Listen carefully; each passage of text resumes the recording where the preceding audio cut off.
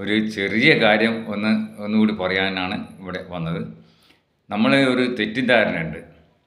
ഈ സരസ്വതി ഒരു സ്ത്രീയാണ്, ദേവി ഒരു സ്ത്രീയാണ്, ശിവൻ ഒരു പുരുഷനാണ്, അതുപോലെ തന്നെ മുരുകൻ ഒരു ആളാണ്.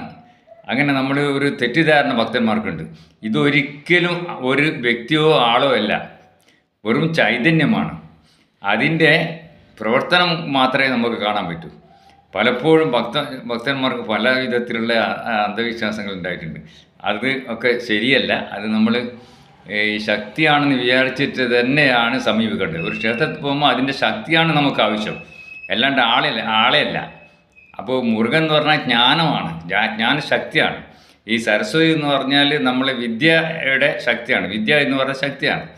ശ്രീകൃഷ്ണൻ എന്ന് പറഞ്ഞാൽ ആകർഷണ വികർഷണ പവറാണ്. എല്ലാം